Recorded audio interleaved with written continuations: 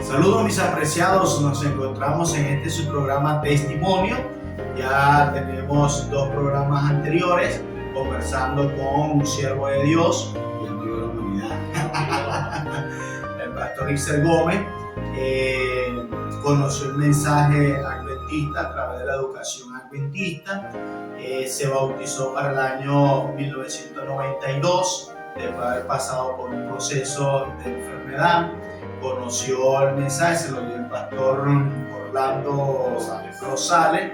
Después que se bautiza, trabaja en la iglesia en diferentes responsabilidades, entre las más destacadas el ministerio juvenil. Por eso es que lo tenemos como el director del ministerio juveniles del Centro Norte. Además de eso, fue anciano de la iglesia. Pastor, pero ¿cómo toma usted la decisión de estudiar teología? Porque si no estuviera siendo un anciano ahorita, ¿no? ¿Cómo fue eso? Bueno, antes de contestar esa pregunta, me gustaría decirte algo del motivo. A mí me bautizó Orlando Rosales, porque él era ministro en ese entonces. En ese entonces no autorizaban a los ministros así nada más para bautizar. A mí me bautizó el pastor Saúl Yales, quien era el departamental de publicaciones en ese entonces. Creo que del campo local, el nuevo fue de la Unión. Y estaba en campaña allá en una de las iglesias del pastor Rosales. Y un sábado en la tarde de ese 14 de marzo, pues él lo trajo de allá de la campaña para bautizarlo allí en Acarigua. Él estaba en campaña en San Carlos Central, porque en ese entonces San Carlos le pertenecía a Acarigua. Entonces lo trajo de San Carlos a Acarigua para ejecutarlo aquí. Ahora mira, contestando la pregunta, pastor, desde que empecé a estudiar, o sea, no desde que empecé, como a la mitad del curso de la fe de Jesús, yo estaba sintiendo el llamado de Dios para ir a estudiar teología. Quería estudiar teología, me gustaba. Quizás el pastor Rosales me inspiró por la forma de trabajar, etcétera, etcétera. Y yo pude haber ido a estudiar enseguida porque ese entonces no había tantas restricciones como ahora. Sin embargo, por temor yo no me fui. Yo había estudiado mi primera carrera, me daba vergüenza decirle a mi papá, voy a seguir estudiando, sigue manteniendo. Y ese temor de no saber cómo responder económicamente me hizo tardar 4 años. Yo me fui a estudiar en septiembre del 96. Wow. Empecé clase en septiembre, con ese semestre que empezaba en septiembre del 96. Y 2 cosas terminaron de influir en mi decisión. No en mi decisión, en mi oportunidad de irme, porque mi decisión estaba tomada. Pero siempre pensaba que no podía, que era muy costoso, que era complicado. La primera, yo escuché al pastor Eufrasio Lopeza, quien era el presidente del campo en ese momento, o era departamental, fue el presidente después. Era departamental en un programa, en una predicación donde él contó su experiencia. De cómo se fue a estudiar. Y él dijo que él se fue a estudiar ya viejo, fue la expresión que usó. De hecho, a sacar bachillerato. Y él que le decía a la gente, ya soy pastor. No, tal vez falta y esa forma chistosa, yo dije, bueno, yo no estoy tan viejo, ya estoy profesional, yo puedo irme. La segunda que influyó, el día que fue la entrevista la hacía el pastor Carlito La Rosa o la hermana Elizabeth de Mejía. Ese día ambos estaban fuera de la universidad y fuera del país. Uno estaba en Montemorelos y la profesora estaba en NAC, en Colombia, en Medellín, en una reunión. Y el que estaba era el esposo, el pastor Renato Mejía. Él me llevó a la oficina y me dijo, mira, a mí me dejaron sentado aquí que entrevistara, yo no sé qué hacer.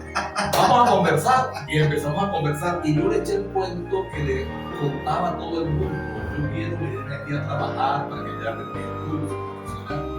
Y él me dijo, mira, véngase, porque Dios va a abrir el agua en donde usted esté pisando el mar. Y eso me impresionó y me fui. Y efectivamente el Señor abrió el mar durante 4 años porque jamás trabajé en mi profesión.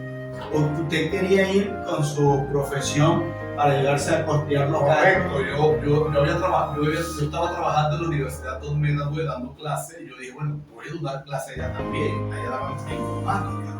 Y bueno, mira, que recuerde, hablé con el pastor Manu Salva, hablé con el pastor López, hablé con varios pastores y le decía a todos, oye, esta es mi historia, ayúdenme, ¿qué puedo hacer? Hasta que Renato Mejía me dio ese consejo. Pastor, me llama bastante la atención que Dios, a ver, lo dijimos en el programa anterior, Dios utiliza a las personas para hablarnos a nosotros.